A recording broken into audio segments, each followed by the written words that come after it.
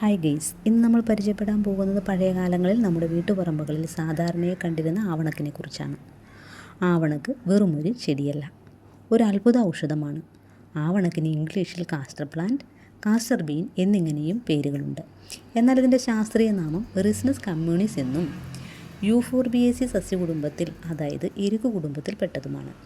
ഇതിൻ്റെ ഇലകൾ വലുതും കൈവിരലുകൾ പോലെ പല ഭാഗങ്ങളായി പിരിഞ്ഞതുമാണ്.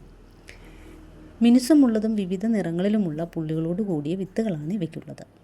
ഇതിൻ്റെ വിത്തുകളിൽ നിന്നെടുക്കുന്ന ആവണക്കെണ്ണ ആയുർവേദത്തിൽ വാതരോഗങ്ങൾക്കുള്ള ഏറ്റവും മികച്ച മരുന്നാണ്. സന്ധിവേദന ഉള്ള ഭാഗങ്ങളിൽ ഇത് ചെറു ചൂടോടെ മസാജ് ചെയ്താൽ പെട്ടെന്ന് ആശ്വാസം കിട്ടും. കൂടാതെ മുടി തഴച്ചു വളരാൻ ഇതിലും മികച്ച മറ്റൊന്നില്ല. കഷണ്ടി മാറാനും പുരികവും കൺപീലികളും കട്ടിവയ്ക്കാനും രാത്രി ഉറങ്ങുന്നതിന് മുൻപ് അല്പം പുരട്ടി കൊടുത്താൽ മതി.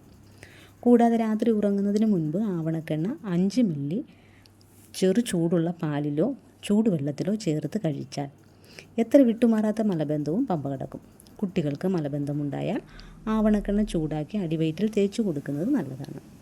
ഉപ്പൂറ്റി വേദനയ്ക്ക് ആവണക്കെണ്ണ ചൂടാക്കി തേക്കുന്നതും, കാൽപാദം മുഴുവൻ വേദനയുണ്ടായാൽ എണ്ണ ചെറു ചൂടോടെ തുണിയിൽ മുക്കി രാത്രി കിടക്കുന്നതിന് മുമ്പ് കാൽപാദത്തിൽ ചുറ്റിവെച്ചതിന് ശേഷം രാവിലെ ഉപ്പിട്ട ചെറു ചൂടുവെള്ളത്തിൽ കാൽ മുക്കി വെച്ച് കഴുകുന്നതും നല്ലതാണ്.